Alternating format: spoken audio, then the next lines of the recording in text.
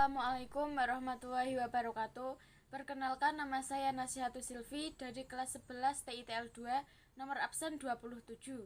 Di sini saya akan berceramah atau memaparkan teks ceramah tentang menurunnya kesantunan dalam bahasa di masyarakat. Pertama-tama, mari kita ucapkan basmalah. Bismillahirrohmanirrohim. Dan ucapkan syukur kepada Tuhan Yang Maha Esa bahwasanya sampai saat ini kita masih diberi kesehatan jasmani maupun rohani olehnya.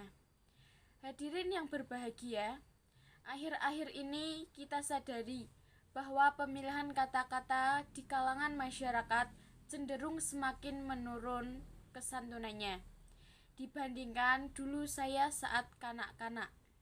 Hal ini tampak pada ungkapan-ungkapan pada banyak kalangan dalam mengeluarkan pendapat saat berdemonstrasi atau rapat-rapat umum. Kata-kata yang disampaikan cenderung menyerang dan kasar. Tentu saja ungkapan seperti ini sangat menyinggung dan menyakiti hati penerima. Fenomena yang sama juga terlihat pada kalangan politisi. Contohnya, saat menyampaikan kritik terhadap kebijakan pemerintah, kritik atau tanggapan mereka terlihat vulgar, keras, dan beberapa bersikap provokatif.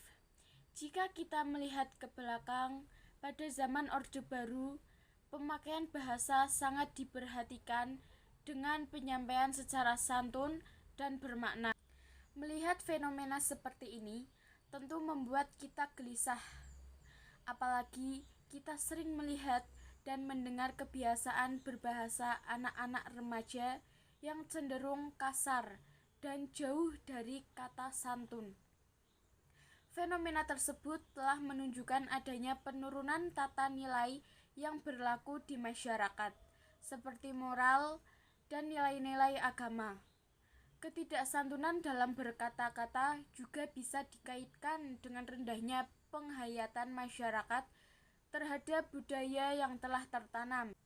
Penyebab utama dari menurunnya kesantunan ini adalah mulai berkurangnya kesadaran masyarakat terhadap nilai-nilai serta tata krama yang berlaku dalam kehidupan bermasyarakat. Di samping itu, pergaulan global yang semakin maju dan penyebaran informasi yang sangat mudah juga membawa pergeseran pada budaya, khususnya yang berkaitan dengan nilai-nilai kesantunan.